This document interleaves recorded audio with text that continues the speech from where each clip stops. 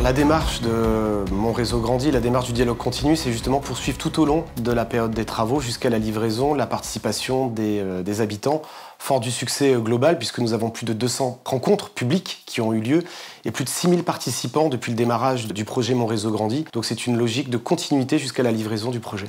On a lancé une campagne de mobilisation. 103 personnes se sont portées volontaires.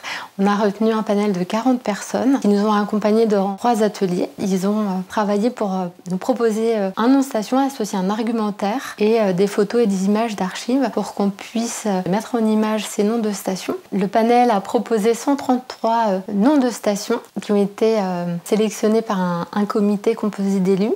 37 noms de stations ont été retenus de façon à proposer à la votation citoyenne 2 à 3 noms par station. Pendant les ateliers, il y avait un groupe sur le centre-ville, un groupe sur Lambézélec et un groupe sur Bellevue.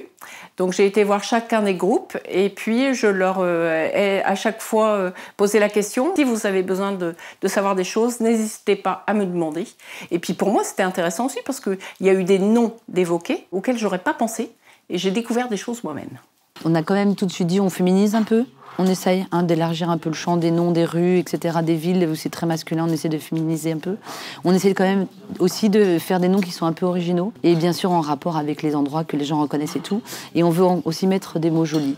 Il est impossible de bien réaliser un projet si on ne connaît pas l'historique de la chose.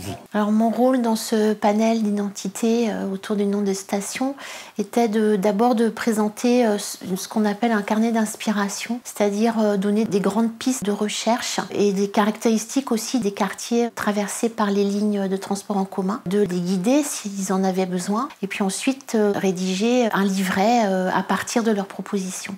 Il fallait que les noms de stations proposés ne dépassent pas 16 caractères. Tout simplement pour des questions de logistique par rapport aux écrans dans les stations et dans le tram, tout simplement.